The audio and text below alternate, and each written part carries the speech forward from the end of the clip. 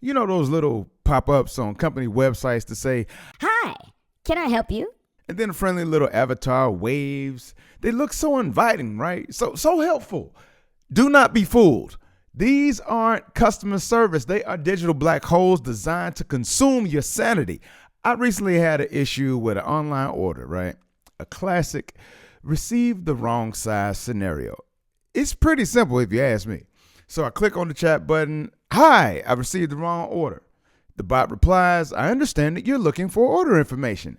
No, bot, I'm not. I'm looking for a replacement, or at least a human who can tell the difference between a small size and a giant size tent for a family of 4. I type, no, I need to exchange an item. The bot then asks for my order number. Okay, so I provide that. Then it says, I see your order number was delivered successfully. Yes, but it was delivered successfully wrong. This is not a conversation. It's a digital interrogation where the AI keeps asking the same question in different ways and subtly implying that I'm the one who's not understanding what the hell is going on. It's like I'm talking to a very polite but very unhelpful brick wall that just occasionally throws in emojis just for flavor. So, after 15 minutes of this delightful back and forth with a sentient FAQ section, I finally get an option to speak to a human, right? So I click it and I'm relieved. Next thing that happens, the chat session ends. No transfer, no phone number, just a polite Thank you for contacting us. and the cheerful little avatar that was waving goodbye. They didn't just fail to help, they made me question my own communication skills. They didn't resolve anything. They just spun me around until I was too dizzy to complain anymore, right? And that, my friends, is not support.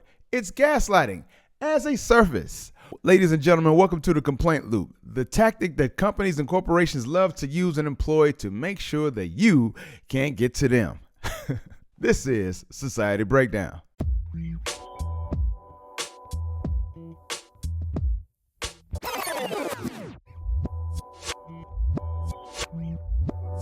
Peace, and blessings. This is your boy, 7 Englewood Zone right now in your zone. And this is another episode of the Blackman Show Presents Society Breakdown. And today we are diving into why it feels like you cannot get help anywhere anymore. From glitchy chatbots to customer service experience portals that do everything except fix your problem.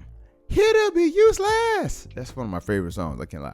So my wife and I, we have businesses outside of work, right? And and that's one of the reasons I love my wife, and because she's such a go-getter, right? And at the same time, we both understand that it takes work, like physical work, physical labor, to get things done a lot of times.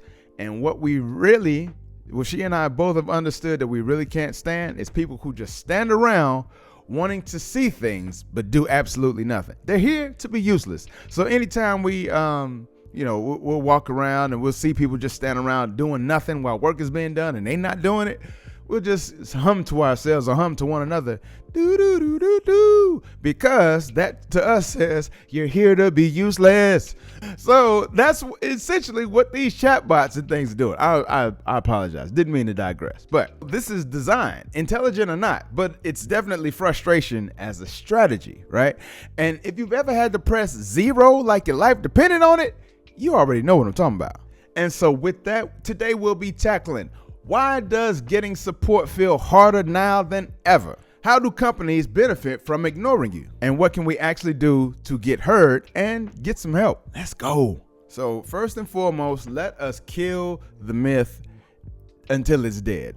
This is not about a glitch. This is not, we're understaffed or anything like that. This is intentional. It's a cost-saving tactic that's dressed up as modern support. For example, airlines like Frontier Airlines, they removed the phone support entirely, so you can't call them at all. That's not an oversight. That's a strategy. They want to intentionally keep themselves from you getting to them, so that way if you got a problem, well, that's your problem. And then we got Facebook, right? Their entire support team is now AI and FAQ articles, unless you're a paying customer, because paying advertiser, because once you're paying, once they know that you got some skin in the game, well, now they have almost an obligation to say something to you, maybe kind of sort of a little bit.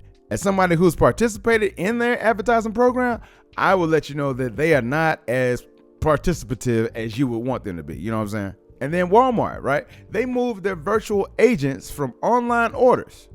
So good luck explaining your missing groceries to what essentially is a glorified Magic 8-ball. I mean, imagine walking into a barbershop, right?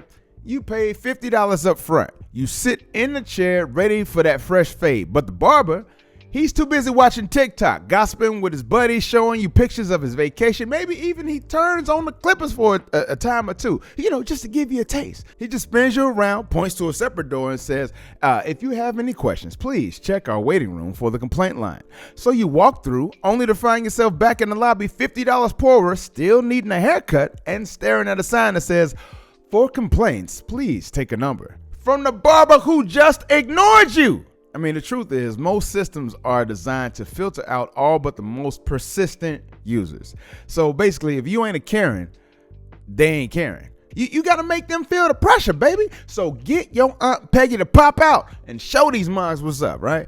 And if you don't have an Aunt Peggy, rent one. But seriously, every time you give up, they save money. And why would you want to make things easier for them? So you have to understand, for them, keeping you in the loop, well, that's the ultimate goal. This ain't a hurdle. It's like a maze, a corn maze or something like that. And the goal isn't to solve your problem. It's to wear you down until you simply stop caring. And here's some of the tactics that we've probably seen, right? Like whether on phone or in a chat, right? You can say, can I speak to a manager? Suddenly, you're looped back to the original agent or a new agent who doesn't have any clue what you're talking about. So now you got to re-explain every damn thing all over again, just thereby wasting your time, right? Or then they'll say something like, please hold while we transfer your call. Then they disconnect you. Don't you just love that? Or you start a support ticket, right? So you start a support ticket for something that you need done, some sort of tech service, something isn't working right on their site. Then you get radio silence for the next 7 to 21 business days. Or sometimes they'll encourage you to visit their help center, which just links you to another help center. So it's like, what are you doing here? You know what I'm saying? Like, I swear, as I'm getting older, one thing I realize and recognize is the fact that my time is the most important thing to me. Like, I get it. Money is important. Family is absolutely important. But none of any of that matters if I don't have health and time. Because without good health and time to use it, then what the hell am I doing? And to me, one of the worst things you can do is waste my time. I hate when I'm in the midst of a conversation with somebody and I'm talking about business and I say, this would be a great thing that you and I could work on together. Talking to a person, hey, let's do some business together. And they say, yeah, let me know. When you say, let me know, I'm letting you know right now. What the hell do you think we doing right now? What do you think this is? I'm letting you know. Let you know what? I'm letting you know. This is it. Let's do it. Let's start. Let's begin. What does it take to get started? Let's do that. Let me know. You may as well say, don't do nothing. Or I'm full of shit. Just say that. Just say you don't want to do it, or say you have no idea what's going on, or say you're incapable of making a decision right now. Speak and communicate in a better way, so that way you're not gaslighting me into thinking that, hey, maybe I just communicated that wrong, because I could have swore I had a conversation with this person that said, hey, let's do business together right now. And then suddenly they said, well, let me know. But no, for real, Zendesk, right? The Zendesk is this cloud-based customer service platform that's usually used by businesses and corporations to manage customer service interactions through email, chat, and even social media. These people, right? This is a cloud-based customer service platform, and even they say that 61% of customers, 61%, give up on resolving an issue if it takes too damn long. They know what the hell they're doing. The numbers are right there. At this point, I think customer service is basically just a fitness test. Like, if you can survive this phone tree that we putting you in, we'll give you a $10 voucher and emotional damage. Only good for the next 30 days. Yes, I'd like to speak to someone about my issue that I filed online just last week. Yes, and it's the week before. We appreciate your patience as we work through these. Sometimes the best solution is to simply let go of the attachment to the outcome. Have you considered just giving up? And you know, the bad part about all of this is that it's really diabolically psychological what they're doing, right? They're doing, I mean, this is almost like if Freud was still alive today and just using all of, well, I'm sorry, not Freud, because it wasn't Freud, it was Freud's nephew, but still, Freud's nephew was the number one advertiser of all time, right? And his tactics are still being used today. Edward Bernays. He was the nephew of Sigmund Freud and basically the architect of modern marketing, manipulation, and PR. He basically wrote the book on propaganda. Like, literally, here's a book he wrote called Propaganda. Essentially, he laid the groundwork for the modern understanding utilized by governments and corporations for how to manipulate the masses through group psychology and herd mentality. So it's almost like he's still alive in many aspects in what he's doing and how these tactics are being employed, right? Because look, if they know that you don't like your time being wasted and you see customer service as a genuine time waster, they know that you'll be less inclined to engage at all, which is what they really want. You see, they're not looking to just waste your time. They are gaslighting you into thinking that you are the problem. They want you to feel like, well, maybe this is something I should maybe it's not that big. No, has anyone else complained about that? Then you start searching online, you go into the chats and go into the forums and saying, well, is anyone else experiencing this or something like this?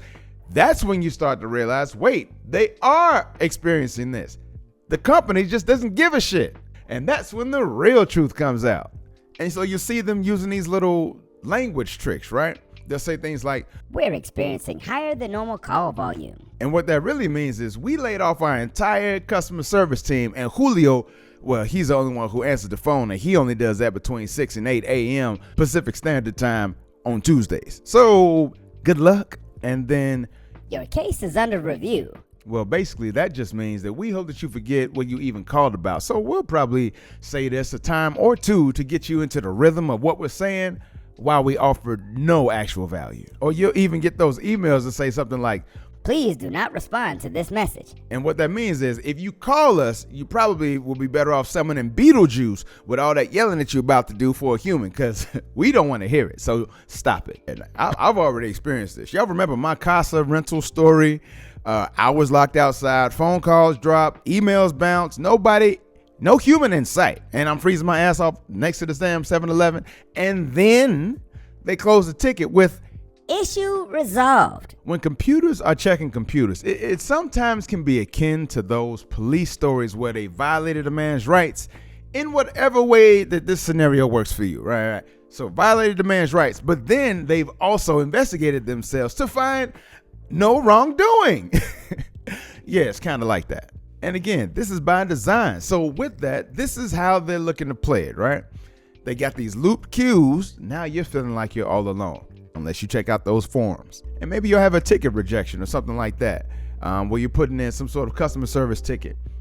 Well, when they don't respond to it, that suddenly turns into a system of, or a version of internalized blame. So now you feel like it's your fault. Maybe I pushed something wrong. Maybe the thing is working right. No, it's operating exactly in the way that it was designed, in a fucked up way. And at this point, the fuck ups are just a feature of the design. And then sometimes you get like a complete lack of status on the ticket that you've already submitted. It can lead to anxiety fatigue. So then you get to the point of saying, well, why even bother? I don't want to feel this from something that I didn't even order. I mean, look. I mean, I just think this is so heinous, right? Like I've talked about this last in my subscriptions episode, but it's like you have these business models that are set up to get you easily to come in to pay your little money, and now you're in the door, and it's like they've locked you in the damn room, and good luck getting out of there, because they're gonna make sure they milk you 2, 3, 18 times before you even realize it, before you can leave that damn room. And it's like that. And then and here's how bad that is. It's so bad that they have other systems where you can like, hell, I'm subscribed to one, Rocket Money. So I'm subscribed to them to watch my accounts to make sure that I'm not spending money excessively on other subscriptions. But that in itself is a subscription. So I'm subscribed to a subscription to keep me out of subscriptions. Like, think about that. Think about where this is taking us. You know what I'm saying? Everybody and everything is hands off, but the only thing that you get to touch is the money, baby. Give me that bread. So what do we do when a system is built to break us down? Get indignant! What? I've said this many times. Go public. Don't be private with it. Don't sit there and suffer in silence. Go online, go to the forums, tweet your issue, tag the brand, leave a review, Google, Yelp, Better Business Bureau, hit them up, go to Reddit. Companies monitor these more than support tickets and much more than you think. And from there, you can escalate aggressively. Say the words, "I'd like to escalate this case." Just like that. Well, not just like that, but say those words and ask for the corporate headquarters, not just customer service. Because customer service, that ain't nothing but a feedback loop. I think we're understanding this at this point, right? And mention the state attorney general or customer protection if it's relevant. And hell, you can use their tools against them. Anytime you're talking to them AI bots or something like that, demand a human and do so repeatedly, incessantly. That means indefatigably. That's a good word. That's good. Oh, that's good. Let's sit back and listen to that word. Indefatigably. That's a good one. Anyway, support centers. Start your own support thread on social, on any other social media platforms. Get people so you can start their customer service rants and you can be the beginning of the avalanche that comes down on that company. It only takes one, then another. And then next thing you know, you got a fist. And a fist is a whole lot more than a finger. I'm just saying. That's what she said. I'm sorry. Moving on. And lastly, if their contact method is removed, call their sales line, because those never go unanswered. And I'd like to annoy all the salesmen because their customer service sucks. And I'll be like, hey, yes, well, I don't want to talk to and they'll say things like, well, I'm not at liberty to discuss your issue. I'm only here to establish accounts. Guess what, bitch? You talking to me now? So what is the wildest complaint loop that you've been stuck in? Drop it down in those comments and tag the company too. Let's make these motherfuckers sweat a little bit. I ain't scared of none of them. I don't care. Look, because here's what it is. They will call this modern support. But unlike any old school service where you had a name, a handshake, and somebody who gave a damn, it's just a system designed to exhaust you into silence while they still siphon your money from you. Don't let them do that. But if you'd like to get a better understanding of why shit broke, then hit that subscribe button and peep out some of our previous episodes. Follow your boy and all the platforms that show the Black Man, and make sure you check us out next week when we break down late stage capitalism and how the grind culture, gig jobs and everything as a service world is grinding us down. But with that said, ladies and gentlemen, I have been Seven Blackman on another episode of The Blackman Show Presents Society Breakdown. And please document everything. Stay loud.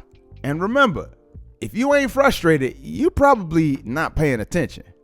Y'all take care of each other until next time. Peace. And I'm out.